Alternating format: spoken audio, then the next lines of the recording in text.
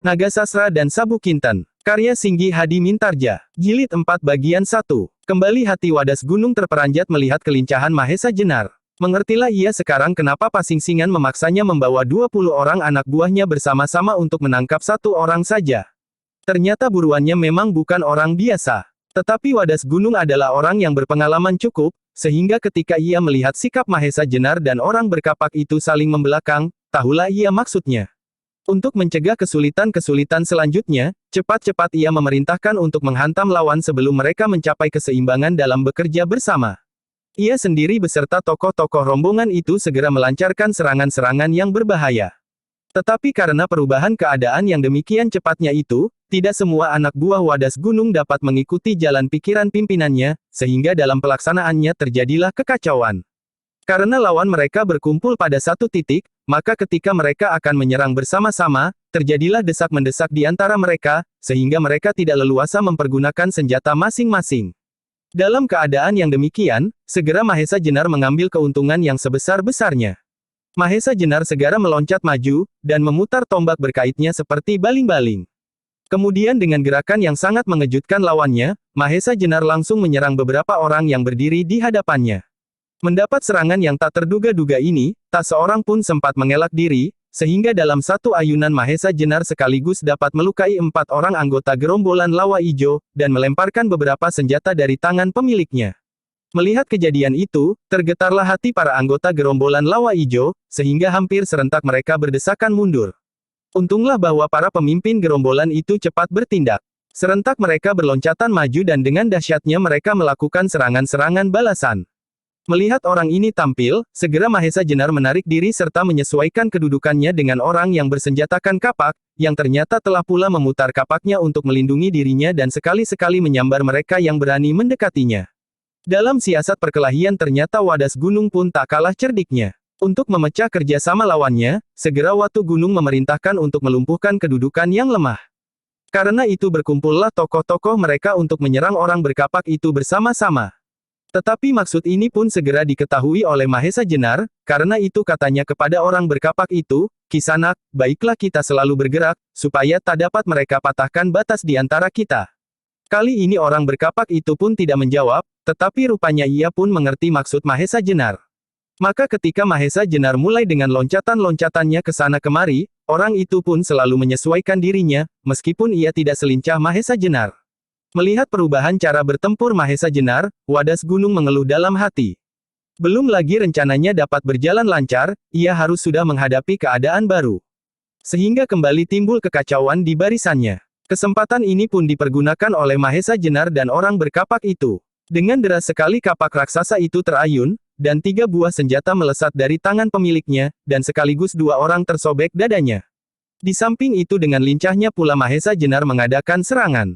Tombaknya mematuk-matuk membingungkan. Dalam serangan ini pun ia berhasil melukai 2 orang sekaligus. Bahkan dalam serangan berikutnya, pundak Tembini tergores oleh tombaknya sendiri. Mengalami hal itu, Tembini menjadi marah bukan buatan. Matanya merah menyala. Tetapi baru saja ia akan meloncat menerkam lawannya dengan kedua pisau belatinya, mendadak Wadas Gunung yang tidak pula kalah marahnya menyaksikan Tembini dilukai, telah mendahuluinya mengadakan serangan yang dahsyat sekali. Mendapat serangan Wadas Gunung dengan penuh kekuatan, segera Mahesa Jenar menarik diri, meloncat kecil ke samping, dan dengan satu putaran mengait senjata-senjata di tangan Wadas Gunung.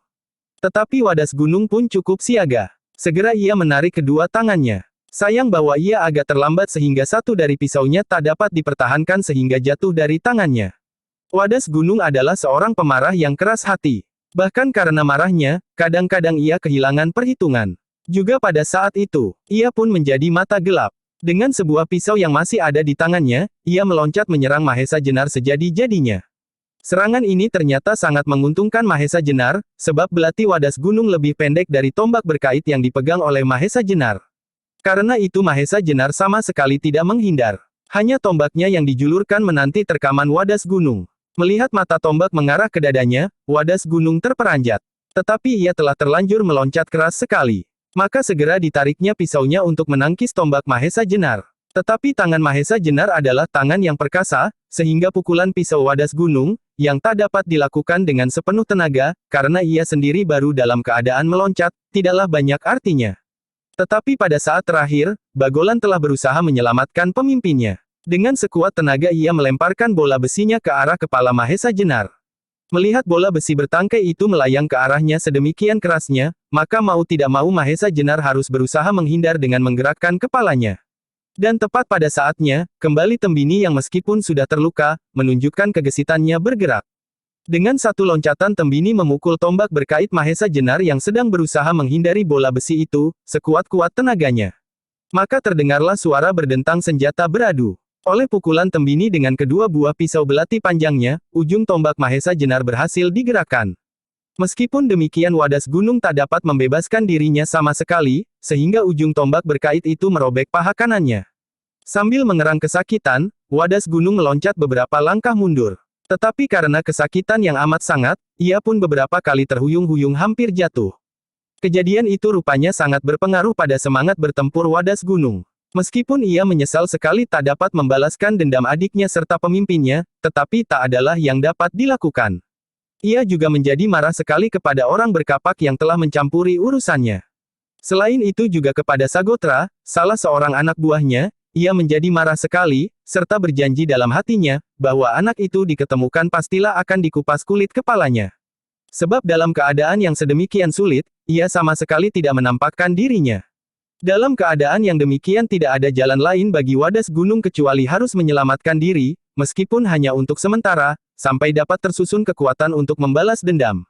Karena itu segera ia bersiul keras dan dengan segera pula anak buahnya berloncatan mengundurkan diri dari gelanggang perkelahian.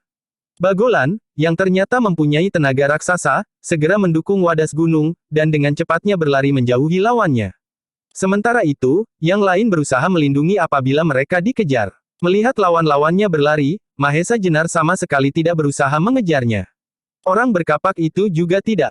Pada saat itu, warna langit di sebelah timur sudah semakin terang.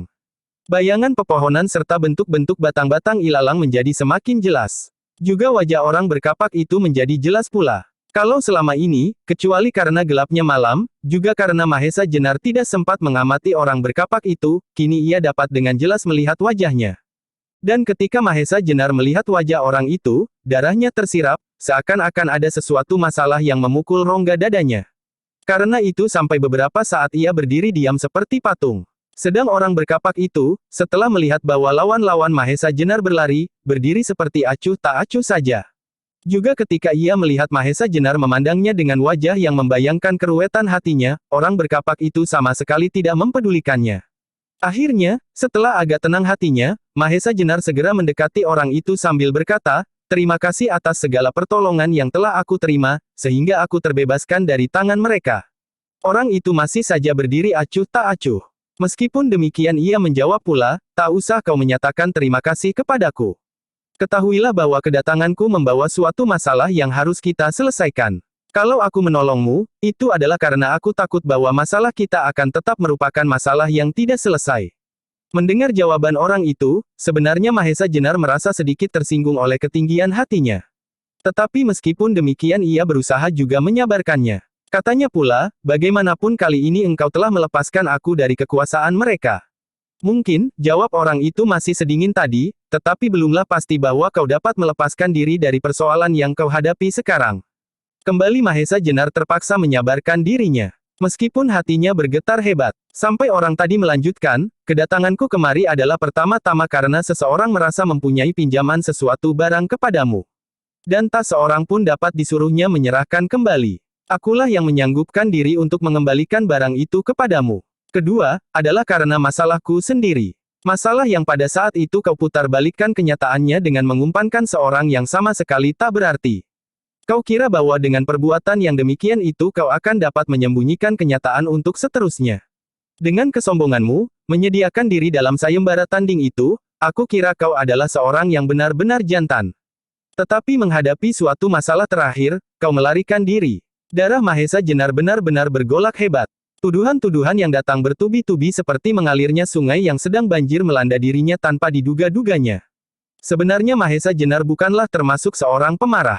Karena itu untuk menahan diri, Mahesa Jenar menekankan giginya sampai gemeretak. Apalagi ketika orang itu menyambung bicaranya, "Nah, aku beri waktu kau sehari ini untuk beristirahat. Aku kira kau masih lelah setelah mengalami pertempuran pagi ini. Sesudah hari ini dan malam nanti, baiklah besok kita selesaikan masalah kita. Sayang aku tak dapat menyaksikan sebaik-baiknya cara kau membela diri terhadap orang yang mengeroyokmu. Sebab aku terlalu cemas menyaksikan pertarungan tadi. Kalau kau dapat dibinasakan, maka aku akan tetap menyesali hidupku selama-lamanya. Tetapi mengingat apa yang telah kau lakukan, serta apa yang baru saja terjadi, meskipun aku tidak menyaksikan dengan jelas, kau adalah termasuk orang yang berkepandaian tinggi. Mungkin pula aku tak akan dapat menyamai kepandaianmu. Tetapi bagaimanapun juga aku akan puas dengan penyelesaian terakhir yang akan kita tentukan bersama. Hampir saja kemarahan Mahesa Jenar meledak. Tetapi untunglah bahwa ia masih dapat menahan diri. Apalagi ketika tiba-tiba dilihatnya orang itu memutar tubuhnya, lalu berjalan perlahan-lahan menjauhinya. Mahesa Jenar masih saja berdiri tegak dengan gemetar menahan diri. Dipandangnya punggung orang itu dengan seksama. Alangkah tinggi hatinya. Tetapi sejenak kemudian Mahesa Jenar telah dapat menenangkan hatinya. Ia dapat memahami kenapa orang itu harus bersikap sedemikian, bahkan sudah hampir merupakan sebuah kesombongan yang besar. Tetapi menurut keterangan yang pernah didengarnya, sebenarnya ia bukanlah seorang yang jahat. Ia hanyalah seorang yang mempunyai dua alam yang terpisah. Alam angan-angan dan alam kenyataan. Juga cerita tentang masa mudanya, yang selalu dipenuhi dengan perantauan-perantauan yang penuh dengan kejadian-kejadian yang hebat-hebat, tetapi kemudian tak ada lagi kesempatan baginya untuk mengalami kembali, membuatnya seperti orang yang tak tahu melihat kenyataan. Perlahan-lahan Mahesa Jenar dapat menguasai dirinya kembali. Apa yang baru saja terjadi dianggapnya sebagai suatu kesalahpahaman saja. Hanya ia masih belum menemukan jalan penyelesaian yang sebaik-baiknya. Sementara itu matahari telah semakin tinggi menanjak kaki langit. Terasalah betapa segar sinarnya menyentuh tubuh Mahesa Jenar yang kelelahan. Tiba-tiba saja terasa betapa penatnya setelah semalam suntuk harus melayani 19 orang gerombolan lawa ijo. Juga terasa betapa kantuknya. Alangkah nikmatnya kalau tubuhnya segera beristirahat, meskipun hanya sejenak. Tapi baru saja Mahesa Jenar melangkah akan memasuki guanya, berdesirlah hatinya mendengar seruling yang seperti membelai hatinya. Segera ia menghentikan langkahnya dan melemparkan pandang ke arah suara seruling yang berderai sesegar wajah pagi. Dilihatnya di atas sebuah batu hitam yang besar, orang berkapak itu duduk meniup serulingnya. Kapaknya disandarkan pada batu tempat ia duduk. Mahesa Jenar adalah juga seorang penggemar lagu. Ia sendiri sebenarnya pandai juga meniup seruling. Karena itu, ia sangat tertarik mendengar lagu yang demikian indahnya. Maka ia mengurungkan niatnya untuk beristirahat. Malahan ia berdiri bersandar bibir goa dan dengan nyamannya mendengarkan lagu yang memancar begitu segar. Dan di luar sadarnya ia bergumam, pantaslah kalau orang menyebutnya seruling gading. Kepandaiannya meniup seruling hampir sampai pada tingkat sempurna. Ternyata apa yang diceritakan Ki Asem Gede sama sekali tidak berlebih-lebihan. Tetapi dalam pada itu, tiba-tiba saja ia teringat kepada masalah yang harus diselesaikannya dengan seruling gading. Masalah yang ingin ia kuburkan sedalam-dalamnya. Yang kini tiba-tiba saja telah muncul kembali dalam bentuk yang justru lebih tegas. Karena itu ia menjadi gelisah. Bukan karena ia harus berhadapan dengan seruling gading yang apabila ia tetap dalam pendiriannya, akan merupakan suatu pertempuran yang tak dapat dianggap ringan, tetapi seperti masalah yang pernah dihadapinya beberapa waktu yang lalu, ialah menang atau kalah, ia akan tetap menyesali dirinya. Berpikir tentang masalah itu, perhatiannya terhadap lagu itu jadi berkurang. Malahan kembali terasa betapa penatnya setelah ia bekerja keras semalam suntuk. Karena itu timbullah kembali keinginannya untuk beristirahat. Maka segera ia pun melangkah masuk ke dalam goa, dan merebahkan diri di atas sebuah tikar batang ilalang yang dibentangkan di atas sebuah batu panjang. Tetapi bagaimanapun ia berusaha untuk melupakan, meskipun hanya sejenak, namun pikirannya tetap masih saja melingkar-lingkar kepada seruling gading. Tiba-tiba saja Mahesa Jenar teringat sesuatu, sampai ia terloncat berdiri. Bukankah seruling gading itu pada saat ia tinggalkan berada dalam keadaan lumpuh? Dan bukankah Ki Asem Gede telah meminjam biji bisa ularnya untuk mencoba menyembuhkan kelumpuhan itu? Ia jadi teringat pula kata-kata seruling gading bahwa ia mendapat suatu titipan untuknya. Karena pada saat pikirannya sedang digelisahkan oleh sikap tinggi hati orang itu, sampai ia tidak begitu memperhatikan kata-katanya. Titipan itu pastilah dari Ki Asem Gede untuk mengembalikan biji bisa yang telah menyembuhkan kaki seruling gading. Mengingat hal-hal itu semua, Mahesa Jenar menjadi bimbang. Apakah Ki Asem Gede tidak mengatakan kepadanya bahwa barang yang dibawa untuknya itulah yang telah menyembuhkan kakinya? Ataukah Ki Asem Gede takut bahwa dengan demikian si tinggi hati itu akan semakin tersinggung? Mula-mula Mahesa Jenar berhasrat untuk mengatakan hal itu, tetapi niat itu diurungkan. Sebab kalau Ki Asam Gede saja tidak mau mengatakannya pastilah ada sebabnya. Tetapi sejenak kemudian, mendadak wajah Mahesa Jenar menjadi terang. Ia telah menemukan suatu cara untuk menyelesaikan masalah itu, meskipun ia terpaksa sedikit menyombongkan diri, serta mempunyai kemungkinan yang berlawanan dengan tujuannya. Maka setelah mendapat pikiran yang demikian, agak legalah hatinya, sehingga pikirannya tidak lagi digelisahkan oleh kehadiran seruling gading. Bahkan tiba-tiba kembali ia bisa menikmati suara seruling yang lincah membentur dinding-dinding goa. Dalam tangkapan Mahesa Jenar, seruling gading itu ingin bercerita tentang derai air laut yang membelai pantai. Suaranya gemericik berloncat-loncatan. Alangkah riangnya. Seriang anak domba yang dilepaskan di padang hijau, di bawah lindungan gembala yang pengasih. Namun tiba-tiba hampir mengejutkan, nada itu melonjak berputaran melukiskan datangnya topan yang dahsyat serta kemudian mengguruh menimbulkan badai. Ombak yang dahsyat datang bergulung-gulung menghantam keriangan wajah pantai. Tetapi yang mengagumkan Mahesa Jenar adalah, seruling gading dalam lagunya yang gemuruh dahsyat itu, berhasil menyelipkan sebuah nada yang melukiskan seolah-olah sebuah perahu kecil sedang berusaha mencapai pantai sambil melawan tantangan alam yang ganas itu. Tetapi mendadak lagu itu berhenti sampai sekian, sehingga Mahesa Jenar agak terkejut pula karenanya.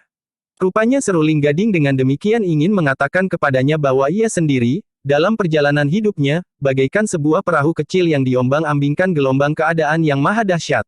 Namun demikian ia tetap berjuang untuk masa depannya, untuk ketenteraman hidupnya, sehingga mau tidak mau Mahesa Jenar memuji di dalam hatinya. Hanya saja, perwujudan dari ketabahan Wirasaba dalam menghadapi tantangan hari depannya, kadang-kadang dilahirkan dalam bentuk yang kurang tepat, sehingga sifatnya yang memang sudah tinggi hati itu, mencapai bentuk yang agak berlebih-lebihan. Sampai sekian, Mahesa Jenar tidak sempat lagi terlalu banyak menilai seruling gading. Kelelahan dan kantuknya tak dapat lagi ditahannya, sehingga sesaat kemudian ia jatuh tertidur. Sementara itu seruling gading yang baru saja menempuh perjalanan yang cukup jauh, ditambah pula dengan pertempuran yang baru saja dilakukan, tidak pula kalah lelahnya. Maka, ketika matahari sudah melewati puncak langit, segera ia pun terserang kantuk pula. Apalagi ketika angin silir mengusap tubuhnya. Terasa betapa nyamannya. Karena itu segera seruling gading mencari tempat yang teduh, di bawah bayangan pohon yang rindang, untuk merebahkan diri. Dan sejenak kemudian ia pun tertidur. Baru ketika matahari hampir tenggelam, seruling gading terbangun oleh suara seruling. Alangkah terkejutnya, ketika ia mendengar lagu yang berkumandang demikian merdunya. Ia sendiri demikian mahirnya meniup seruling sampai orang menyebutnya seruling gading. Tetapi di sini, di padang rumput, di sela-sela hutan rimba, ia mendengar dengan telinganya sendiri suara seruling yang demikian indahnya, sampai ia sendiri tak dapat menilainya. Siapakah yang lebih pandai, selain ia sendiri, yang mendapat julukan seruling gading? Siapakah peniup seruling di tengah-tengah padang ilalang ini? Lebih kagum lagi ketika ia mendengar, bagaimana orang yang meniup seruling itu berusaha untuk mengulang kembali ceritanya yang telah diungkapkan lewat nada siang tadi. Cerita tentang derai air laut yang membelai pantai, gemericik berloncat-loncatan. Bahkan cerita itu kini dilengkapi dengan desir angin yang bermain bersama burung-burung camar yang berterbangan dengan lincahnya. Tetapi dengan tiba-tiba pula, nada itu melonjak melingkar-lingkar bagaikan topan yang dengan dahsyatnya menimbulkan putaran-putaran air serta gelombang yang bergolak mengerikan. Sedangkan di sela-sela riuhnya gelombang yang membentur pantai itu, terselip pula sebuah nada yang melukiskan seolah-olah sebuah perahu yang kecil sedang menyusup di antara gelegak ombak, berusaha mencapai pantai.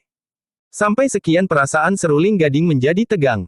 Ia tidak tahu, siapakah yang telah meniup seruling sedemikian pandainya sehingga hampir mencapai tingkat sempurna.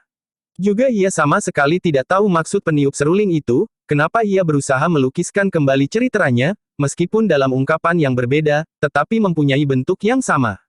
Tetapi tiba-tiba seruling gading terlonjak bangkit. Perahu kecil yang sedang berjuang mati-matian untuk mencapai pantai itu, tiba-tiba terseret oleh deru gelombang dahsyat, serta kemudian diputar oleh topan yang ganas. Sehingga nada lagu itu menjadi menjerit seperti tangis anak-anak yang kehilangan ibunya. Mendengar akhir lagu itu, hati seruling gading tersinggung bukan main. Tahulah ia sekarang maksudnya, bahwa peniup seruling ingin menghinanya sebagai seorang yang minta belas kasihan, serta sedang berteriak-teriak minta pertolongan. Sebagai seorang yang tinggi hati, seruling gading marah bukan buatan. Darahnya tiba-tiba menjadi bergelora. Timbul keinginannya untuk menjawab hinaan itu, serta menghantam lewat nada pula. Tetapi ketika ia ingin mengambil serulingnya dari dalam bajunya, kembali seruling gading terperanjat, sampai menjerit nyaring karena marahnya. Serulingnya yang dibuat dari pring gading, serta tak pernah terpisah dari tubuhnya itu, ternyata sudah tidak ada lagi. Ketika sekali lagi ia memperhatikan warna suara yang masih saja melingkar-lingkar di telinganya, ternyata bahwa seruling itu adalah miliknya. Kembali seruling gading menggeram. 2 kali ia dihinakan oleh orang yang meniup seruling itu. Pertama-tama orang itu menuduhnya sebagai anak-anak yang berteriak-teriak minta belas kasihan, sedang yang kedua, orang itu berhasil mencuri serulingnya tanpa diketahui. Maka cepat-cepat ia berdiri. Diangkatnya kepalanya untuk mengetahui dari mana arah suara seruling itu. Tetapi kembali darahnya meluap-luap. Suara seruling itu ternyata melingkar-lingkar tak tentu arahnya. Meskipun sudah beberapa lama ia mencoba untuk mengetahui, tetapi ia tidak berhasil. Semakin keras suara seruling itu, semakin ribut pulalah gemanya bersahut-sahutan susul-menyusul dari segala arah. Sehingga semakin bingung pulalah seruling gading. Ia sendiri adalah seorang peniup seruling yang hampir sempurna pula. Tetapi ia tidak memiliki tenaga lontar yang sedemikian membingungkan. Getaran yang dapat diisinya dengan tenaga, hanyalah dapat untuk menghantam perasaan seseorang, sebagai suatu tenaga kekerasan. Tetapi tenaga yang sedemikian lunak, namun memusingkan tidaklah dipunyainya. Dengan demikian ia dapat mengambil kesimpulan bahwa orang yang meniup dan sekaligus mencuri serulingnya itu, pastilah bukan orang sembarangan. Meskipun demikian seruling gading bukanlah orang yang lekas menjadi cemas dan takut. Tetapi ia adalah orang yang tinggi hati dan terlalu percaya kepada kekuatan sendiri. Apalagi ketika diingatnya bahwa satu-satunya orang yang berada di daerah itu hanya Mahesa Jenar. Marahnya semakin menjadi-jadi. Sehingga ia tidak lagi bisa menguasai gelora perasaannya, seruling gading itu berteriak keras, "Hai pengecut yang hanya berani menghina dari tempat yang jauh dan tersembunyi, coba tampakkanlah dirimu." Tetapi suaranya sendiri juga hanya menghantam bukit kecil di padang ilalang itu, serta berpantulan susul-menyusul. Sedangkan suara seruling itu masih saja merintih-rintih hampir putus asa. Ketika suara teriakannya tidak mendapat sahutan, seruling gading semakin marah. Sekali lagi ia berteriak bertambah keras. Tetapi juga suaranya tak mendapat sahutan. Maka sedemikian marahnya seruling gading, serta ketidaktahuannya, kepada siapa kemarahannya itu harus diarahkan.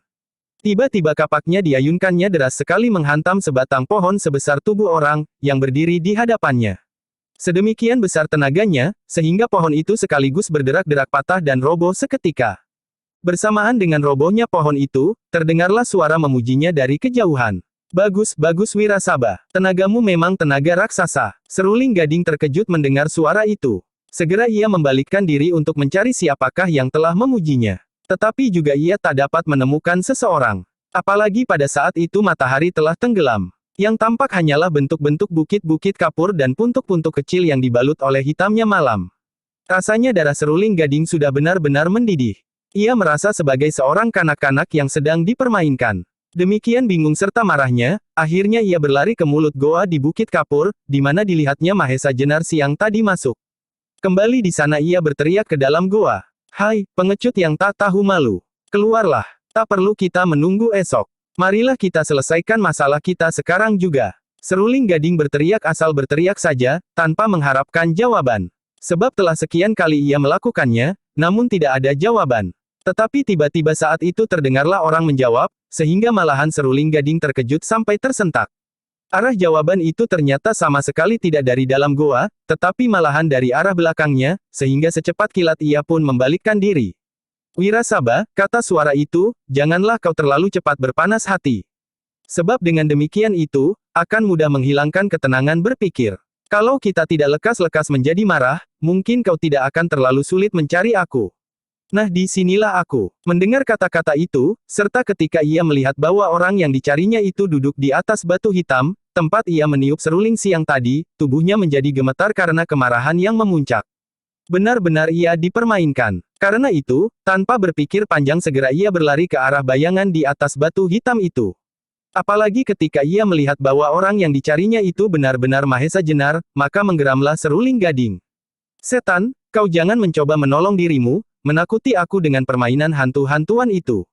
Bagaimanapun juga aku tetap dalam pendirianku. Menyelesaikan masalah kita dengan laku seorang jantan, sekarang juga." Sementara itu bulan yang sudah tidak bulat lagi mulai menampakkan dirinya, seperti mengapung di langit, di antara mega-mega yang mengalir di hembus angin. Sinarnya yang kuning berpencaran di antara batang-batang ilalang, serta bukit-bukit kapur. Di antara cahaya bulan berkedipan, wajah-wajah bintang yang iri hati atas kurnia alam kepada bulan itu, yang memiliki kecantikan yang sempurna. Dalam taburan sinar bulan, tampaklah wajah Wirasaba yang merah menyala, membayangkan kemarahan yang meluap-luap.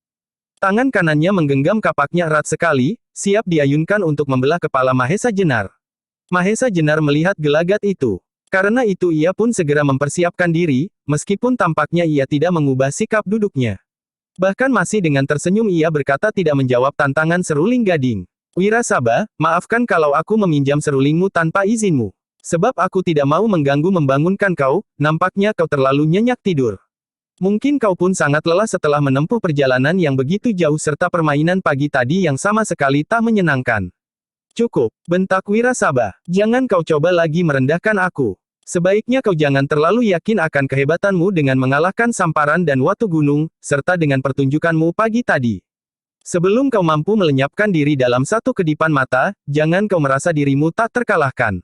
Sekarang bersiaplah kau, ambillah senjatamu, tombak berkait yang kau pergunakan pagi tadi. Biarlah kita lihat bersama bagaimanakah akhir persoalan kita. Mahesa Jenar melihat bahwa kemarahan seruling gading telah mencapai puncaknya. Meskipun demikian ia masih ingin berusaha untuk menyelesaikan masalah ini dengan baik. Baru kalau usahanya gagal ia akan melaksanakan rencananya. Wirasaba, katanya, baiklah tawaranmu aku terima, tetapi tidakkah kau ingin mendengarkan dari mulutku keterangan-keterangan yang barangkali belum pernah kau dengar sebelumnya? Ha, teriak Wirasaba, alangkah pengecutnya kau. Dengan pembelaan-pembelaan itu kau ingin menghindari penyelesaian secara jantan. Kau barangkali ingin menjelaskan bahwa kau sama sekali tak mempunyai pamrih apa-apa dengan memasuki sayembara tanding itu. Kau tentu akan berkata, bahwa karena kau adalah sahabat mertuaku Ki Asem Gede. Tetapi pasti kau tidak mengatakan bahwa kau takut menghadapi cara penyelesaian seperti yang aku maui. Juga kau pasti tidak akan mengatakan bahwa kau telah mengumpankan Samparan untuk membersihkan namamu, setelah kau tak berani menerima tawaranku. Wirasaba, potong Mahesa Jenar. Bagaimana aku sempat mengumpankan Samparan, sedang saat itu aku selalu berada di hadapanmu?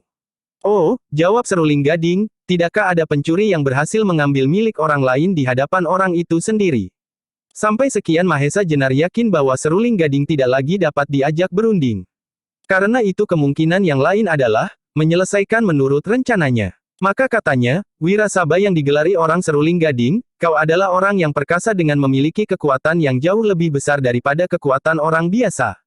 Seseorang yang belum pernah melihat kau mengayunkan kapakmu pun tentu dapat menduga yang demikian itu, dengan menilik senjatamu yang mempunyai ukuran terlalu besar bagi senjata umumnya itu telah menunjukkan betapa tinggi hatimu. Kau adalah orang yang tidak dapat mendengarkan keterangan orang lain selain mendengarkan angan-anganmu sendiri. Tetapi, Wirasaba, ketahuilah bahwa bagaimanapun perkasanya kau, jangan kau menepuk dada serta menyangka bahwa aku tidak berani menerima tantanganmu pada saat itu. Dengarlah, apa yang dapat dilakukan oleh seorang yang lumpuh seperti kau pada waktu itu. Apa pula arti keperkasaanmu dengan hanya mampu duduk di pinggir ranjang? Belum lagi Mahesa Jenar selesai dengan kata-katanya, Wirasaba sudah tidak dapat menahan diri lagi. Darahnya sudah bergelora membakar kepalanya. Karena itu dengan tidak mengucapkan sepatah kata pun, serta dengan menekan giginya, dihimpunnya segala kekuatannya. Dan dengan dahsyatnya ia berteriak. Bersamaan dengan itu, kapak besar itu terangkat dan dengan derasnya terayun mengarah kepala Mahesa Jenar yang masih saja duduk di atas batu hitam itu. Memang Wirasaba benar-benar memiliki tenaga raksasa. Ayunan kapak yang dilambari kemarahan itu, menimbulkan suara berdesing yang hebat sekali, sehingga seolah-olah bunyi sangkakala yang memberi pertanda bahwa Dewa Maut akan melakukan kewajibannya. Tetapi sementara itu Mahesa Jenar telah siap pula. Memang ia menunggu-nunggu saat yang demikian itu. Saat kemarahan Wirasaba mencapai ke puncaknya. Maka ketika kapak itu dengan cepatnya mengarah kepalanya, ia pun segera meloncat selangkah ke samping, sehingga kapak itu tidak mengenai sasarannya. Demikian kerasnya Wirasaba menghantamkan senjatanya, maka ketika kapak itu tak mengenai Mahesa Jenar, terhantamlah batu hitam yang semula dipakai sebagai tempat duduknya. Dan ternyatalah betapa besar kekuatan Wirasaba. Dalam benturan itu, berderailah bunga-bunga api. Serta bertebaranlah pecahan-pecahan yang dilemparkan dari luka batu hitam itu, yang ditimbulkan karena hantaman kapak Wirasaba, meskipun bagaimana kerasnya batu itu. Melihat luka di atas batu hitam itu, Mahesa Jenar memuji di dalam hatinya. Tetapi sementara itu sampailah ia ke puncak permainannya. Ia ingin menaklukkan ketinggian hati seruling gading dengan sebuah pertunjukan yang tidak kalah seramnya. Dalam waktu yang sekejap itu, segera ia mengatur jalan pernafasannya, memusatkan perhatian serta kekuatannya di sisi telapak tangan kanannya. Segera disilangkannya tangan kirinya di muka dada. Satu kakinya diangkat ke depan serta tangan kanannya diangkatnya tinggi-tinggi. Sejenak kemudian dengan garangnya ia meloncat ke depan batu itu, dan sebelum Wirasaba menarik kapaknya, segera Mahesa Jenar menyusul menghantam batu hitam itu dengan tangannya yang dilambari dengan ilmu sastra birawa. Alangkah dahsyat akibatnya. Batu hitam yang sedemikian kerasnya, yang terluka tak sampai sejengkal oleh pukulan kapak Wirasaba dengan tenaga raksasanya, pada saat itu, dengan bunyi yang mengejutkan pecah berserakan karena sisi telapak tangan Mahesa Jenar. Wirasaba terkejut bukan alang kepalang, sampai tanpa disengaja ia terloncat surut serta kapaknya terlepas dari tangannya. Tubuhnya menggigil serta jantungnya berdegupan tanpa dapat dikuasainya. Sampai beberapa saat ia berdiri termangu seperti kehilangan kesadaran, dan tak mengerti apa yang harus dilakukannya, karena ia telah melihat suatu kejadian yang sama sekali tak dapat dibayangkan sebelumnya. Demikianlah sampai beberapa saat Wirasaba berdiri kaku, sampai tiba-tiba terasa pundaknya ditepuk orang. Dengan geragapan ia memandang kepada orang itu, yang tidak lain adalah Mahesa Jenar yang membangunkannya sambil berkata, "Tenanglah hatimu Wirasaba. Itu tadi hanyalah suatu permainan yang jelek." Wirasaba masih belum memiliki seluruh kesadarannya, sehingga ia tidak dapat menjawab kata-kata Mahesa Jenar, kecuali memandangnya saja dengan pandangan yang berputar-putar kebingungan. Sampai kembali Mahesa Jenar berkata sambil menuntunnya duduk di atas sebuah gundukan tanah. "Wirasaba, lupakan semua yang telah terjadi. Marilah kita bercakap-cakap sebagai sahabat yang telah beberapa hari tidak bertemu. Bukankah kau dapat banyak bercerita tentang Ki Asem Gede, Kakang Dalang Mantingan, Kakang Demang Penanggalan serta sahabat-sahabat lain di Pucangan dan Prambanan? Sesudah itu aku juga banyak sekali mempunyai cerita yang barangkali menarik hati." Seperti kanak-kanak yang dibimbing ibunya, Wirasaba sama sekali tak menolak. Ia menurut saja kemana Mahesa Jenar menuntunnya, serta seperti orang bermimpi pula ia duduk di samping Mahesa Jenar. Ketika sampai beberapa saat Wirasaba masih berdiam diri, kembali Mahesa Jenar bertanya, "Wirasaba, siapakah yang memberitahukan kepadamu serta Ki Asem Gede bahwa aku berada di sini?" Kini lamat-lamat Wirasaba telah dapat mendengar pertanyaan-pertanyaan Mahesa Jenar serta telah dapat mengerti. Tetapi meskipun demikian ia masih belum juga dapat menjawab, sebab ia baru mengumpulkan kembali ingatan-ingatan atas kejadian-kejadian yang baru saja berlalu. Wirasaba adalah seorang tinggi hati yang dalam perbendaharaan pengalamannya selalu dipenuhi dengan kejadian-kejadian dahsyat di masa mudanya, serta keunggulan kekuatan atas hampir terhadap semua lawan-lawannya. Sampai ia dipisahkan dari cara hidupnya itu oleh racun-racun yang melumpuhkan simpul-simpul saraf kakinya. Tetapi meskipun dalam keadaan lumpuh, masih saja ia merasa keperkasaannya tidak berkurang. Sehingga suatu ketika sampailah saatnya kakinya dapat sembuh kembali. Dengan demikian ia semakin merasa dirinya akan dapat mengulangi peristiwa kemenangan demi kemenangan yang pernah dicapainya. Apalagi pada saat itu ia menghadapi suatu peristiwa yang menurut pendapatnya adalah suatu hinaan bagi sifat kejantanannya. Kehadiran Mahesa Jenar yang telah membebaskan istrinya dari tangan Samparan, diterimanya dengan pengertian yang salah. Ketika seseorang yang bernama Sagotra datang kepada mertua Wirasaba dan mengabarkan bahwa Mahesa Jenar berada di daerah Pliridan, maka maksud Wirasaba untuk membuat perhitungan tak dapat dikekang lagi, meskipun kakinya baru saja sembuh dan belum pulih kembali seperti sedia kala. Tetapi tiba-tiba, ketika ia telah dapat bertemu dengan orang yang dicarinya itu, disaksikannya suatu peristiwa yang bermimpi pun belum pernah diangankan. Hanya dengan telapak tangan saja, batu hitam sebesar itu dapat dihantam hancur. Bagaimanakah jadinya kalau yang dikenai sisi telapak tangan itu kepalanya? Maka menghadapi peristiwa itu, rontoklah sifat tinggi hatinya. Mendadak tanpa menjawab pertanyaan Mahesa Jenar, Wirasaba berdiri serta membungkuk hormat. "Siapakah sebenarnya tuan yang telah membingungkan perasaanku?" Sambil tersenyum, Mahesa Jenar menunduk hormat pula. Lalu jawabnya, "Sebagaimana kau ketahui, aku adalah Mahesa Jenar." Wirasaba mengangguk-anggukkan kepalanya. Tetapi tampaklah bahwa ia sama sekali tidak puas dengan jawaban itu. Sebab orang yang dapat berbuat demikian pastilah orang yang sudah punya nama. Karena itu ia memberanikan diri untuk mendesak, "Tuan, tetapi barangkali Tuan mempunyai sebuah gelar lain yang dapat memperkenalkan diri Tuan." Mahesa Jenar ragu-ragu sejenak. Adakah untungnya kalau disebutkannya gelar keprajuritannya?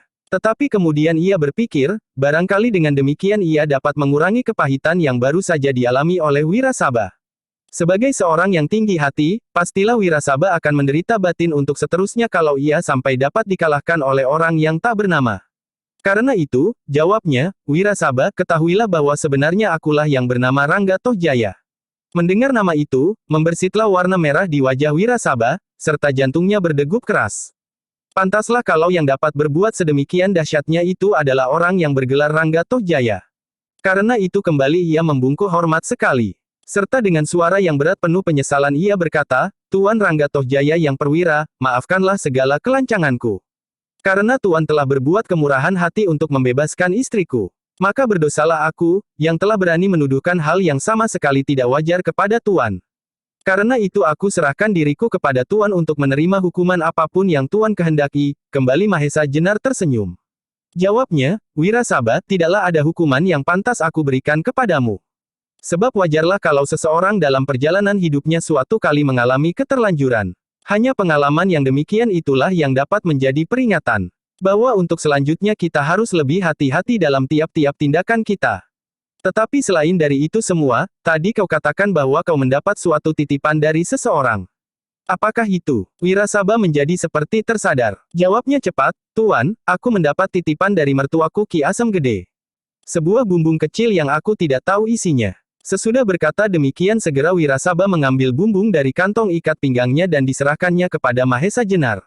Segera bumbung itu pun diterima oleh Mahesa Jenar, serta ketika dilihat isinya, betul bahwa yang di dalamnya adalah biji bisa ular yang telah dipinjamkan kepada Ki Asem Gede. Wirasaba, katanya kemudian, tidakkah Ki Asem Gede mengatakan kepadamu, apakah khasiat benda yang kau bawa ini? Tidak Tuan, jawab Wirasaba sambil menggelengkan kepalanya. Ketahuilah, sambung Mahesa Jenar, benda ini adalah biji ular yang sangat keras, yang dapat dipergunakan sebagai obat pemusnah bisa atau racun yang lain. Bagi perjalanan hidup, benda ini sangat penting artinya, sebab dengan benda ini pula Ki Asem Gede telah berhasil menyembuhkan kelumpuhanmu. Mendengar kata-kata Mahesa Jenar ini, Wirasaba kembali terkejut. Ditambah pula dengan perasaan haru yang mendalam. Ternyata atas pertolongan Rangga Tohjaya ini pula kelumpuhan kakinya itu disembuhkan. Mengingat hal itu semua, semakin dalamlah penyesalan yang dirasakannya. Sementara itu Mahesa Jenar telah mengajukan pula beberapa pertanyaan mengenai Ki Asem Gede. Kademangan Pucangan serta Prambanan, dan banyak hal mengenai orang-orang yang pernah dikenalnya. Karena itu sebentar kemudian pembicaraan telah dapat berlangsung lancar. Dari pembicaraan itu diketahui, ternyata sepeninggal Mahesa Jenar, Ki Dalang Mantingan pun segera kembali ke Prambanan. Dan menurut Wirasaba yang mendengar dari Ki Asem Gede, bahwa orang yang bernama Mantingan itu telah kembali ke Wanakerta. Setelah pembicaraan mereka berlangsung beberapa lama, berkisar dari yang satu ke yang lain, maka berkatalah Mahesa Jenar, nah, Wirasaba, marilah kita anggap bahwa apa yang pernah terjadi itu merupakan suatu mimpi yang tak menyenangkan. Dan sekarang ternyata kita telah bangun dan melupakan mimpi itu. Karena itu kembalilah kepada istrimu seperti pada masa kau datang untuk mengambilnya dahulu. Baiklah Tuan, aku akan kembali kepada keluargaku, serta mengatakan apa yang sudah aku lihat, jawab Wirasaba. Sekarang, sambung Mahesa Jenar, marilah kita beristirahat. Besok kita akan melakukan tugas kita masing-masing. Kau akan kembali kepada keluargamu, sedang aku masih dinanti oleh suatu tugas berat. Mendengar kata-kata Mahesa Jenar, Wirasaba termenung sejenak. Lalu katanya, kalau Tuan masih harus melakukan tugas berat, dapatkah kiranya aku membantu? Mahesa Jenar menggelengkan kepalanya. Wirasaba, bagaimanapun beratnya, tetapi aku tak dapat membagi pekerjaan itu dengan orang lain. Karena itu dengan menyesal aku tak dapat menerima tawaranmu. Wirasaba menjadi terdiam. Tugas apakah yang sedang dihadapi Mahesa Jenar? Tetapi karena Mahesa Jenar sendiri telah menyatakan keberatan atas tawarannya, maka ia pun tidak berani lagi mendesak. Maka, sejenak kemudian Mahesa Jenar telah berdiri, sambil melangkah ia berkata, selamat malam Wirasaba, beristirahatlah. Kalau kau mau, tidurlah di dalam goa bersama aku. Besok kita bisa menuai jagung. Dan sesudah itu kita berangkat dengan tujuan masing-masing. Segera Wirasaba pun berdiri, serta berjalan mengikuti Mahesa Jenar, masuk ke dalam goa, untuk bersama-sama beristirahat, sebelum esok paginya mereka masing-masing akan menempuh perjalanan yang cukup berat. Bagi Mahesa Jenar, adalah sebaik-baiknya segera meninggalkan tempat itu. Sebab apabila Wadas Gunung beserta kawan-kawannya sampai dapat mencapai sarangnya, sebelum ia meninggalkan tempat itu, mungkin untuk selama-lamanya ia tidak akan lagi dapat pergi. Karena tidaklah mustahil kalau Pasingsingan sendiri akan melakukan pembalasan. Maka, ketika ayam hutan pada fajar pagi harinya mulai berkokok, Mahesa Jenar pun segera bangun. Wirasaba bangun pula. Sejenak kemudian ketika sudah mulai terang tanah, keduanya berkemas. Tetapi sebelum mereka pergi, Mahesa Jenar bersama Wirasaba memerlukan memenuhi pesan Ki Ageng Pandan Alas untuk menuai jagung di belakang Bukit Kapur, serta menyimpannya di dalam goa. Mungkin pada suatu saat Ki Ageng Pandan Alas akan kembali lagi ke goa itu, atau salah satu dari mereka pada suatu kali akan mengunjungi tempat itu. Ketika semuanya sudah selesai, maka yang pertama-tama siap untuk berangkat adalah Wirasaba. Atas permintaan Mahesa Jenar, Wirasaba membawa bekal beberapa ontong jagung.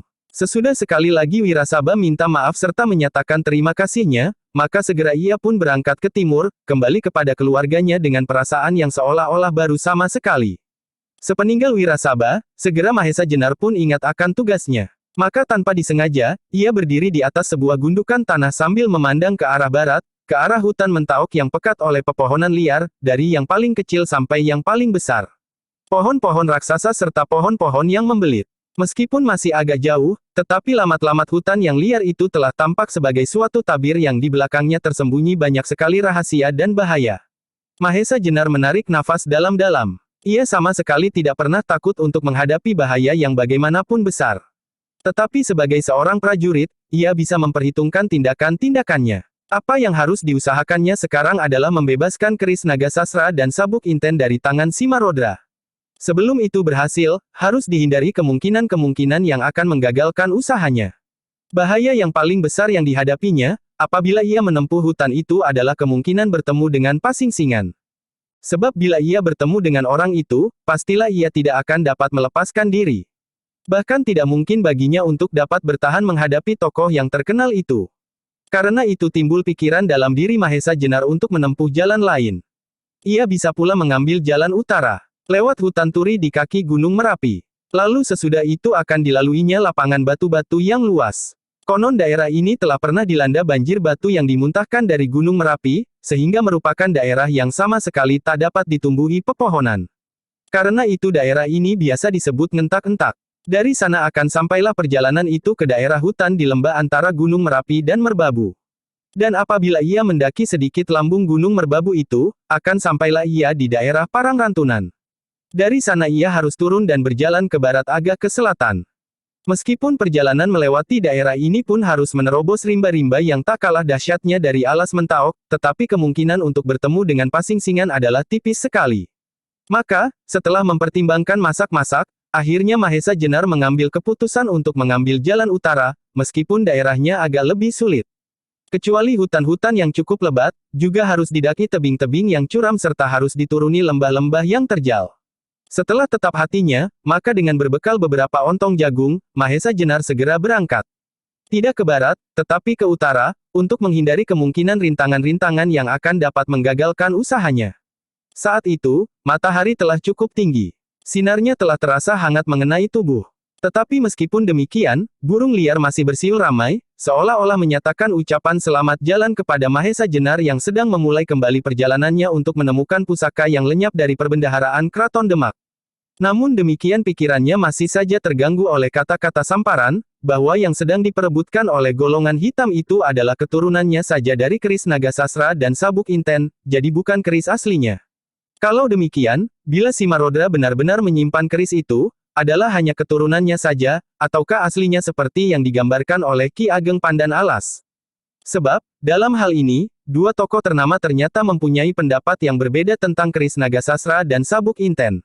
Pasingsingan menganggap bahwa yang ada di luar keraton itu adalah keturunannya saja, sehingga ia menyuruh Lawa Ijo untuk mencari pusaka aslinya. Menilik hal tersebut ternyata Pasingsingan tidak mengetahui bahwa pusaka aslinya itu sedang lenyap dari perbendaharaan keraton.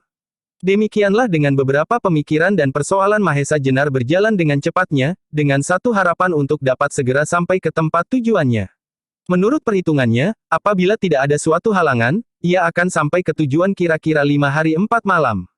Tidak banyak hal-hal yang dialami Mahesa Jenar dalam perjalanannya, kecuali kesulitan-kesulitan melawan alam. Tetapi itu pun satu demi satu dapat diatasinya. Dan hal-hal yang demikian bagi Mahesa Jenar bukanlah merupakan rintangan dibandingkan dengan orang yang bernama Pasingsingan. Apabila malam tiba, Mahesa Jenar selalu mencari tempat untuk tidur, di atas cabang-cabang pohon untuk menghindari gangguan-gangguan binatang buas. Sedang di siang hari, ia berjalan sejak matahari terbit sampai matahari terbenam. Maka pada hari ketiga, Mahesa Jenar telah dapat meninggalkan daerah-daerah hutan di lereng Gunung Merbabu, untuk segera sampai ke Pangrantunan. Tetapi demikian ia sampai ke daerah persawahan Pangrantunan, hatinya segera dikejutkan oleh sebuah panji-panji yang terpancang dengan megahnya, bergambar harimau hitam yang sedang mengaum hebat. Harimau hitam itu digambar di atas dasar merah darah, pada kain yang dianyam dari serat kulit kayu yang dikemplong halus. Melihat panji-panji itu segera Mahesa Jenar dapat menebak, bahwa panji-panji itu adalah tanda-tanda yang ditinggalkan oleh gerombolan Simarodra. Tetapi apakah kepentingannya, panji-panji itu dipasang di tempat ini? Itulah yang menjadi pertanyaan. Apalagi di daerah Pangrantunan. Menurut keterangan gurunya, Pangrantunan pernah menjadi pusat percaturan para tokoh sakti. Sebab di daerah ini beberapa puluh tahun yang lalu pernah diadakan semacam pertemuan dari beberapa tokoh sakti yang saat ini pada umumnya sudah tidak pernah menampakkan diri lagi. Di antara beberapa tokoh yang pernah mengadakan pertemuan itu adalah almarhum Ujung Kulon, Pasingsingan, Titis Anganten serta Ki Ageng Pandan Alas. Adapun yang menjadi tuan rumah dalam pertemuan itu adalah Ki Ageng Sora Dipayana, yang pada saat itu menjadi kepala daerah Perdikan Pangrantunan. Sekarang, di bekas daerah yang terkenal itu berkibar panji-panji sebuah gerombolan dari golongan hitam. Ini adalah suatu hal yang aneh. Tidak adakah seorang pun murid Ki Ageng Sora Dipayana yang dapat mempertahankan kebesaran namanya? Ataukah memang Ki Ageng Sora Dipayana tidak mengambil seorang murid pun? Atau barangkali gerombolan Simarodra ini sudah merasa demikian kuatnya sehingga berani meremehkan kebesaran Ki Ageng Sora Dipayana? Hal itu hanyalah mungkin apabila gerombolan Simarodra ini seperti juga gerombolan Lawa Ijo, yang didalangi oleh salah seorang dari tokoh-tokoh golongan hitam. Tetapi kemungkinan ini adalah tipis sekali. Keberadaan Pasingsingan dalam kalangan hitam telah cukup mengejutkan, sehingga Ki Ageng Pandan Alas sendiri perlu membayanginya, untuk membuktikan kebenarannya. Apalagi tokoh-tokoh lain, yang tidak seaneh Pasingsingan, pastilah akan semakin menggemparkan. Karena hal-hal yang mencurigakan itu, maka Mahesa Jenar harus berhati-hati untuk tidak mengalami hal-hal yang merugikan dirinya serta tugasnya. Dengan penuh kewaspadaan ia berjalan selangkah demi selangkah mendekati desa yang berada di hadapannya, yang menurut ingatannya adalah desa Pangrantunan. Dahulu, saat Mahesa Jenar belum lama berguru, pernah diajak gurunya bersama-sama dengan Kebo Kenanga menjelajahi hampir seluruh pulau Jawa bagian tengah. Dan pada suatu kali ia pernah diajak pula mampir ke Pangrantunan. Sayang pada saat itu Ki Ageng Sora Dipayana sedang tidak di rumah, sehingga mereka tidak dapat bertemu. Meskipun demikian, oleh gurunya banyak yang diceritakan tentang orang ini. Tentang keistimewaan-keistimewaannya, serta tentang budinya yang luhur. Ketika Mahesa Jenar telah mendekati desa itu, maka kesan pertama-tama didapatnya adalah, daerah ini telah mengalami banyak kemunduran. Dinding-dinding desa sudah tidak serapi beberapa tahun yang lalu. Saluran-saluran air juga telah tidak teratur, bahkan banyak parit yang kering. Maka semakin nyatalah bagi Mahesa Jenar bahwa sepeninggal Ki Ageng Sora Dipayana, tak ada orang lain, baik keturunannya maupun muridnya yang dapat melanjutkan memelihara kebesaran nama daerah ini. Rupanya Ki Ageng Sora Dipayana setelah memutuskan menarik diri dari pergaulan, sudah tidak menaruh perhatian lagi kepada daerahnya. Maka, ketika Mahesa Jenar melihat seorang petani tua sedang mencangkul tanah yang tampaknya keras dan tandus, ia memerlukan mendekatinya. Barangkali darinya dapat didengar cerita tentang sebab-sebab kemunduran daerah ini, serta yang penting panji-panji yang dipancangkan oleh Simarodra itu. Melihat orang asing mendatanginya, maka petani tua itu pun berhenti mencangkul, serta mengawasi Mahesa Jenar dengan saksama. Meskipun pandangan matanya tidak memancarkan kecurigaan, tetapi jelas mengandung pertanyaan-pertanyaan. Setelah sampai di hadapan orang itu, segera Mahesa Jenar membungkuk hormat. Orang itu ternyata juga orang yang ramah dan sopan. Karena itu sambil tertawa ia pun membungkuk hormat. Malahan sebelum Mahesa Jenar bertanya, ia sudah mendahuluinya. Selamat datang di daerah ini anak mas, rupa-rupanya anak mas memerlukan pertolonganku. Mendapat sambutan yang demikian ramahnya serta tak diduga-duga, Mahesa Jenar terperanjat. Maka cepat-cepat dijawabnya, mudah-mudahan kedatanganku tidak mengganggu pekerjaan Bapak. Tidak, sahut orang itu, sama sekali tidak. Apakah yang dapat aku kerjakan untuk anak mas? Aku ingin mendapat beberapa keterangan mengenai daerah ini, jawab Mahesa Jenar. Orang tua itu mengangguk-angguk kecil. Cangkulnya lalu diletakkannya. Katanya kemudian, baiklah anak mas, kalau saja aku mengetahui, pastilah aku akan menjawabnya. Banyakkah keterangan-keterangan yang anak mas perlukan? Tidak, Bapak, jawab Mahesa Jenar, hanya sekedar sebagai petunjuk jalan. Keterangan mengenai apakah itu? Tanya orang tua itu. Bapak, sambung Mahesa Jenar, apakah Bapak mengetahui mengenai panji-panji yang terpancang di tepi desa itu? Mendengar pertanyaan Mahesa Jenar itu, tiba-tiba wajahnya berubah. Tampaklah kecemasan membayang di wajahnya. Keterangan mengenai bendera itu agak panjang anak mas. Kalau anak mas sudi, marilah mampir ke pondokku sebentar. Barangkali aku dapat menyuguhkan sesuatu, walaupun hanya air kelapa sebagai penawar haus. Serta barangkali sedikit keterangan mengenai panji-panji merah itu. Sulitlah Mahesa Jenar untuk menolak ajakan orang tua yang nampaknya sangat terbuka hatinya. Ditambah lagi dengan keinginannya mendengar keterangan-keterangan tentang panji-panji yang bergambar harimau itu. Karena itu tidak ada jalan lain kecuali dengan ucapan terima kasih ia menerima ajakannya. Ternyata rumah orang tua itu tidaklah begitu jauh. Hanya berjarak beberapa tonggak saja dari sawahnya yang tampaknya tidak begitu subur. Rumahnya tidak lebih dari sebuah gubuk yang sudah agak miring, meskipun tampaknya masih agak baru, serta beratapkan daun ilalang. Dengan ramah pula dipersilahkan Mahesa Jenar masuk serta duduk di atas balai-balai bambu satu-satunya, di samping sebuah paga dan telundak tempat lampu. Duduklah anak mas, aku ambilkan untuk anak mas buah kelapa muda, kata orang itu. Terima kasih, Bapak, jawab Mahesa Jenar, aku senang sekali mendapat sebuah kelapa muda. Tetapi biarlah aku sendiri memanjatnya. Apakah Bapak yang sudah setua ini masih dapat memanjat pohon kelapa? Orang itu tersenyum, lalu jawabnya, meskipun aku sudah tua, tetapi karena tak ada orang lain di dalam rumah ini, jadi aku masih harus mengerjakan apa-apa sendiri. Juga memanjat kelapa. Malahan tidak saja mengambil buahnya, bahkan aku juga nderes beberapa pohon. Bapak masih nderes juga, tanya Mahesa Jenar keheranan. Orang tua itu mengangguk. Dan karena itu Mahesa Jenar terpaksa percaya bahwa orang tua itu masih mampu memanjat pohon kelapa. Karena itu ia tidak lagi mencoba menghalangi orang itu memanjat untuknya. Sejenak kemudian orang itu sudah kembali masuk rumahnya, dengan membawa 2 buah kelapa muda yang sudah diparas serta dilubangi, langsung disuguhkan kepada Mahesa Jenar. Mahesa Jenar yang baru saja berjalan di bawah terik matahari, menerima kelapa muda itu dengan gembira serta berterima kasih, sehingga dengan sekali minum habislah isi dari sebuah kelapa muda. Maka setelah Mahesa Jenar beristirahat sejenak, mulailah ia menanyakan kembali tentang panji-panji merah bergambar harimau itu. Panji-panji itu, orang tua itu mulai bercerita, adalah panji-panji dari sebuah gerombolan yang dikepalai oleh suami istri yang menamakan dirinya Simarodra. Desa-desa yang diberinya panji-panji semacam itu, adalah pertanda bahwa desa itu telah menjadi daerah yang setiap bulan harus menyediakan pajak bahan makanan untuk gerombolan itu. Demikian juga daerah ini, yang baru menjadi daerah perbekalan Simarodra sejak 2 bulan yang lalu. Setiap bulan, mereka datang untuk memasuki setiap rumah yang ada. Mahesa Jenar mendengarkan cerita orang tua itu dengan penuh keheranan. Sampai sekian jauh tindakan Simarodra di daerah itu tanpa mendapat gangguan apapun. Bapak, akhirnya ia bertanya, apakah Simarodra menentukan apakah yang harus diserahkan oleh masing-masing kepadanya? Tidak, jawab orang tua itu, mereka tidak menentukan bahan apa yang harus diserahkan, tetapi asal saja mereka menyediakan. Mungkin beras, kelapa, jagung dan sebagainya, jadi, tidakkah penduduk di daerah ini mendapat perlindungan dari siapapun? Tanya Mahesa Jenar selanjutnya. Orang tua itu menghela nafas dalam-dalam. Wajahnya yang sudah berkerut-kerut karena garis-garis umur itu, tampak semakin berkerut. Jawabnya, anak mas, benar apa yang anak mas katakan. Memang, penduduk di daerah ini seolah-olah tidak mendapat suatu perlindungan dari siapapun.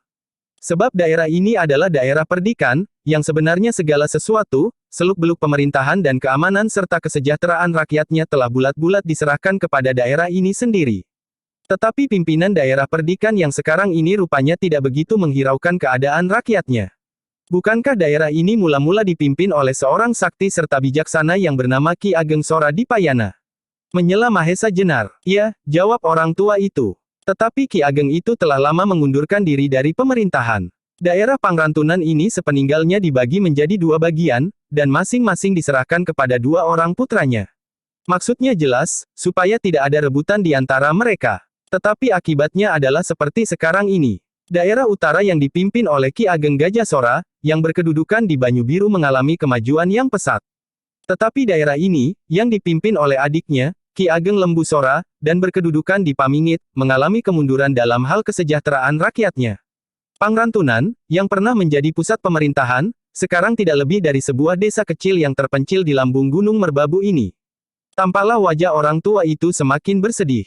Rupanya ia sedang mengenang masa jaya dari desanya ini. Bapak, tanya Mahesa Jenar kemudian, apakah Bapak mengalami masa-masa pemerintahan Ki Ageng Sora di Payana? Orang itu tampak ragu-ragu sebentar. Lalu akhirnya ia menggelengkan kepalanya. Katanya, aku di sini adalah orang baru. Tetapi sebelum aku tinggal di tempat ini aku sudah banyak mendengar cerita tentang Ki Ageng Sora di Payana. Mahesa Jenar mengangguk-anggukkan kepalanya. Jadi jelaslah bahwa rabaannya mengenai kemunduran daerah ini adalah benar. Tetapi di samping itu ia mempunyai kesan yang aneh terhadap orang tua itu.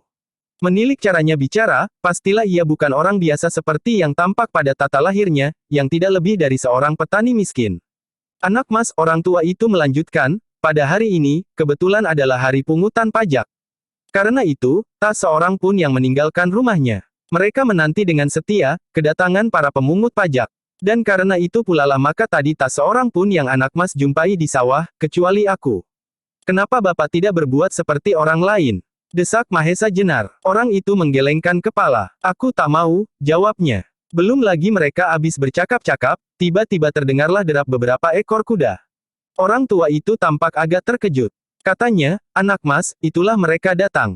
Pergilah ke belakang rumah ini supaya anak mas tidak terlibat. Mahesa Jenar ingin membantah, sebab ia sama sekali tidak dapat membenarkan kezaliman yang demikian itu berlangsung terus. Tetapi sebelum ia sempat berkata, dengan penuh wibawa orang itu mendesaknya. Entahlah pengaruh apa yang menusuk perasaan Mahesa Jenar, sehingga ia tidak dapat membantah lagi. Sebentar kemudian benarlah apa yang dikatakan. Beberapa orang yang dipimpin oleh seorang yang bertubuh tegap tinggi serta berambut hampir di seluruh mukanya, datang dan langsung memasuki rumah orang tua itu. Tanpa berkata apa-apa orang tua itu dengan ganasnya diseret keluar dan dipukuli dengan cemeti semau-maunya. Panggil seluruh penduduk desa ini. Teriaknya kemudian, suruhlah mereka menyaksikan contoh bagi mereka yang mau sengaja menghindari kedatangan kami. Sesaat kemudian anak buahnya telah berhasil memaksa penduduk desa itu berkumpul serta menyaksikan pertunjukan yang mengerikan. Semua penduduk tidak terkecuali, tua muda, laki-laki dan perempuan, dengan wajah yang ketakutan terpaksa berkumpul di halaman rumah petani tua itu. Beberapa orang perempuan menutup mukanya dengan kedua belah tangannya, sedang beberapa orang laki-laki hanya bergumam, kasihan orang tua itu, kenapa ia tidak memenuhi permintaan orang-orang itu saja? Bukankah 2-3 butir kelapa telah dapat membebaskannya dari derita yang sedemikian? Sementara itu orang yang tinggi besar itu berhenti memukul. Lalu dengan lantangnya ia berkata, lihatlah, para penduduk daerah pengrantunan. Inilah sebuah contoh dari seorang yang dengan sengaja membantah peraturan kami. Pada waktu kami datang untuk pertama kalinya pagi tadi, ia telah menghindarkan diri dengan meninggalkan rumahnya. Untunglah bahwa ketika kami datang untuk kedua kalinya ia sudah ada di dalam rumahnya, sehingga aku dapat memaafkannya untuk tidak membakar habis rumahnya serta merampas semua miliknya.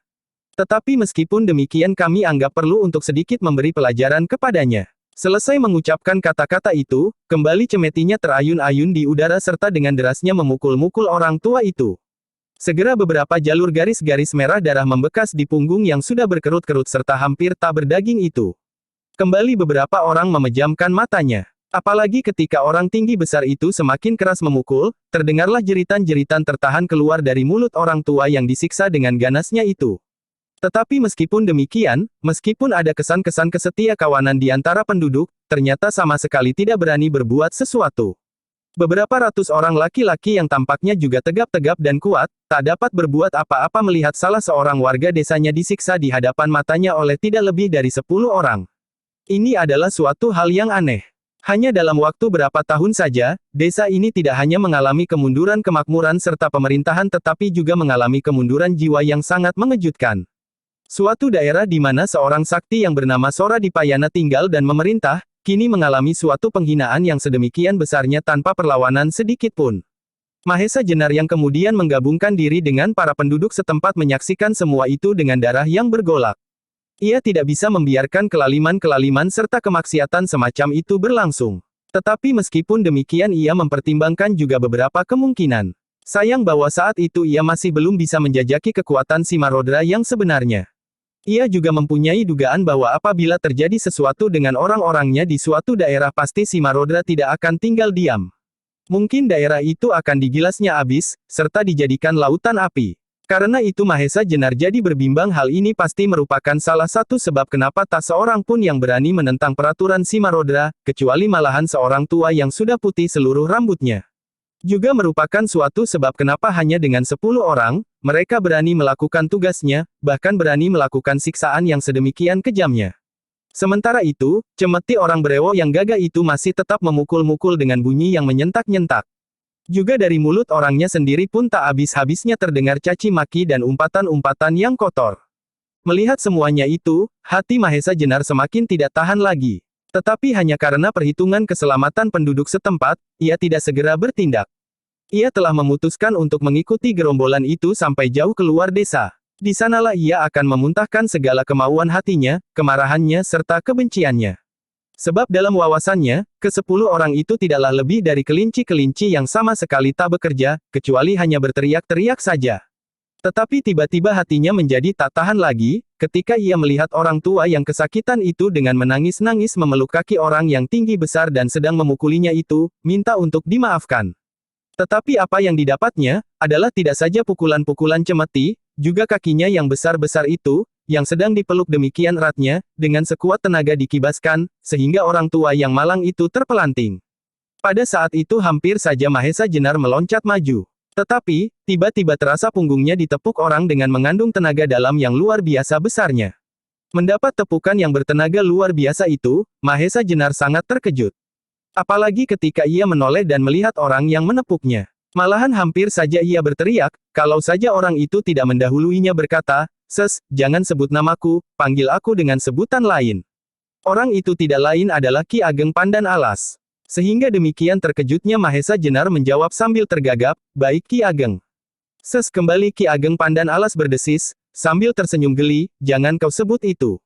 Ah, jawab Mahesa Jenar. Aku menjadi bingung atas kehadiran Tuan yang tiba-tiba. Kau akan menolong orang itu?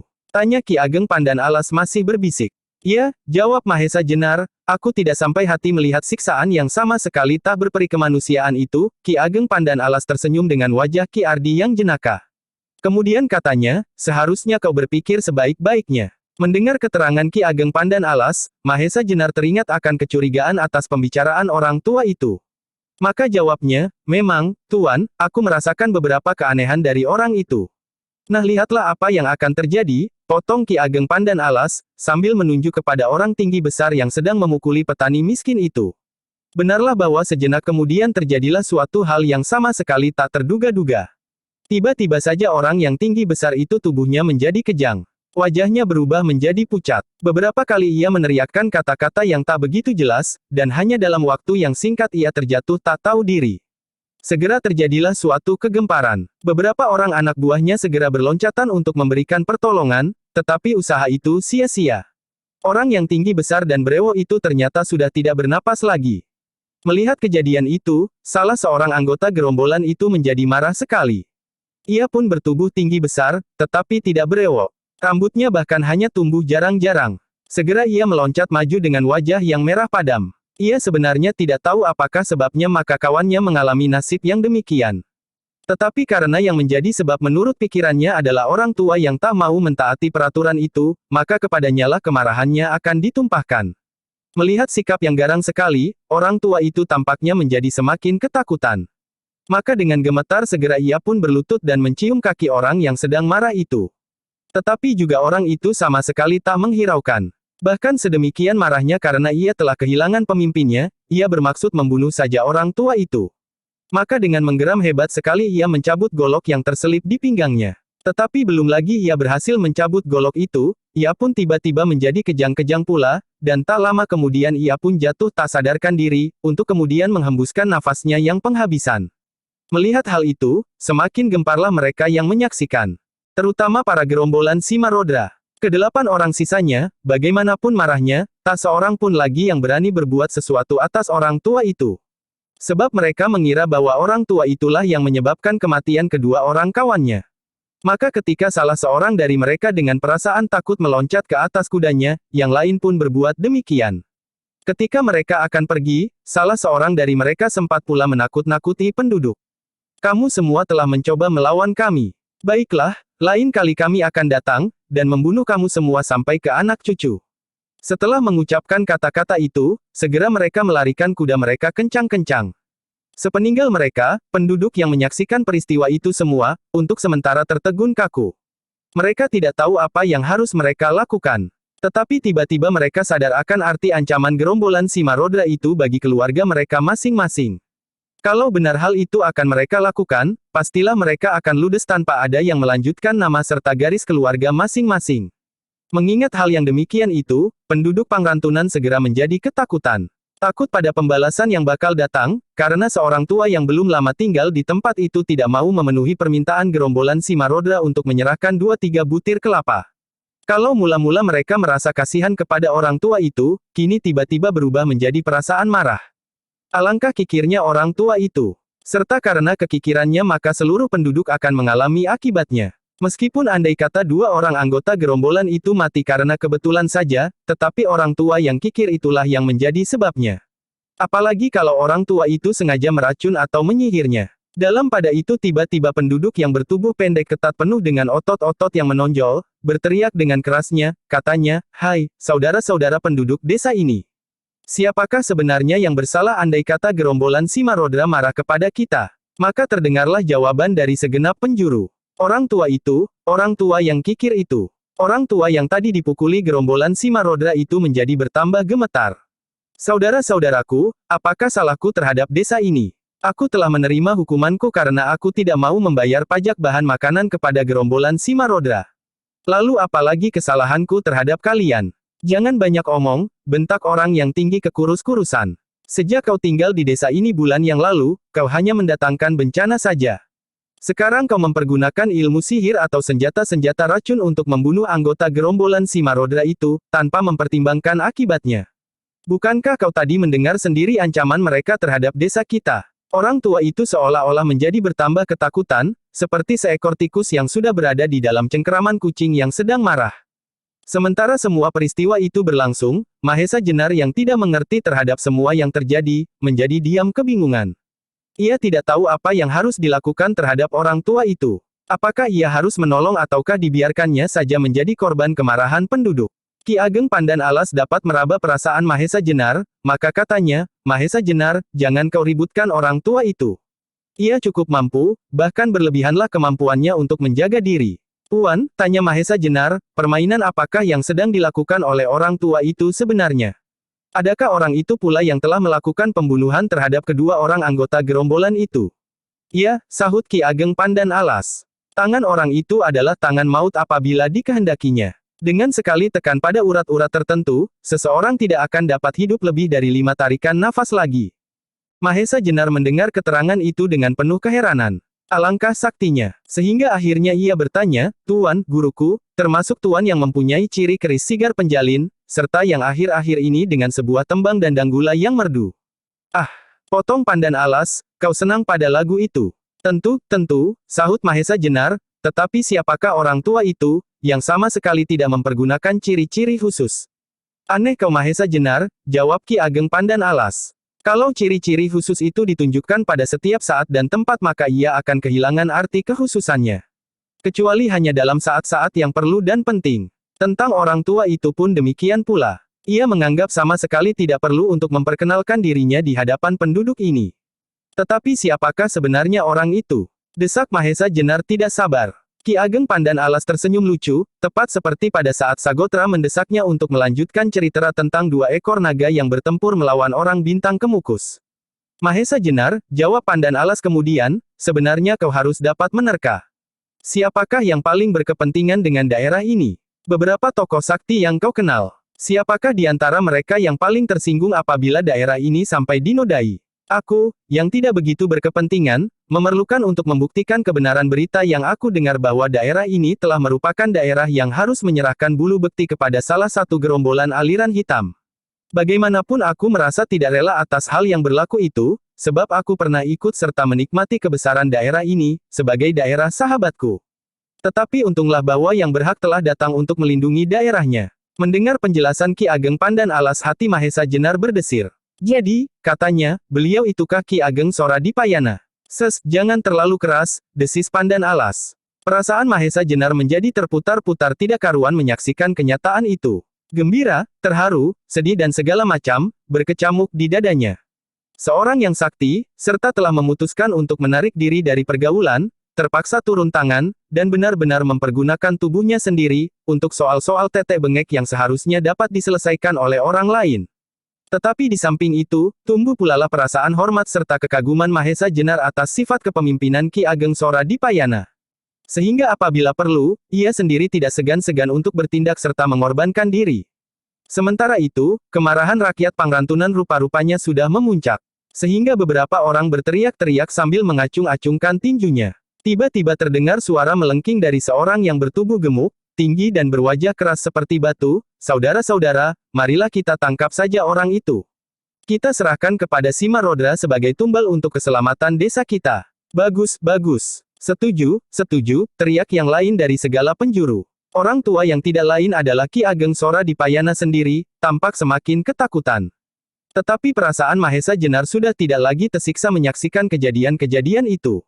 "Tetapi," kata orang tua itu mencoba membela dirinya kembali, "apa yang aku lakukan sebenarnya bukanlah maksudku sendiri. Bagaimana aku berani membantah peraturan pajak itu? Apalagi apa-apa yang dibutuhkan telah ada tersedia." "Bukan maksudmu sendiri?" tanya yang tinggi kekurus-kurusan. "Ya, bukan," jawab orang tua itu. "Lalu, siapakah yang menyuruhmu berbuat demikian?" tanya yang pendek ketat dengan otot-otot yang menjorok keluar. Kembali terjadilah suatu hal di luar dugaan. Tiba-tiba orang tua itu menunjukkan jarinya kepada Mahesa Jenar dan Pandan Alas. Katanya, "Orang asing beserta anaknya itulah yang telah memaksa aku untuk tidak mentaati peraturan dari gerombolan Simarodra. Aku sama sekali tidak tahu maksudnya, tetapi aku tak berani menolaknya. Tanyakan pada anak muda itu, apakah maksudnya ia berbuat demikian." Mendengar jawaban itu, serta-merta semua mata memandang kepada Mahesa Jenar dan Ki Ageng Pandan Alas yang berdiri tidak begitu jauh di belakang mereka. Sedang Mahesa Jenar sendiri, yang tidak menduga sama sekali akan terlibat dalam masalah itu, menjadi terkejut tidak tahu apa yang harus dilakukan. Ia jadi kecemasan. Kalau saja kemarahan penduduk ditujukan kepada Mahesa Jenar, lalu apa yang harus dikerjakan? Haruskah ia melawan dan mungkin akan menimbulkan bencana bagi penduduk yang seharusnya mendapat perlindungan? Tetapi ia lebih tidak mengerti lagi, ketika ia memandang wajah Ki Ageng Pandan Alas yang sama sekali tak berkesan apa-apa, malahan wajahnya tampak menggelikan. Sehingga terpaksa ia bertanya, "Kenapa Ki Ageng Sora di Payana membebankan masalah ini kepada kami, Tuan?" "Mahesa Jenar," jawab Pandan Alas berbisik, "dalam keadaan demikian, sebagaimana kau ketahui orang tua itu telah mengetahui kehadiranku. Serta malahan ia mempunyai cara yang aneh untuk mengucapkan selamat datang. Tetapi rupa-rupanya ia masih belum perlu langsung menemuiku seperti juga aku merasa belum waktunya. Tetapi terang ia minta tolong kepadamu untuk menjelaskan maksudnya." "Nah Mahesa Jenar, terserah pelaksanaannya kepadamu, untuk membangkitkan kembali jiwa kejantanan bagi penduduk daerah ini.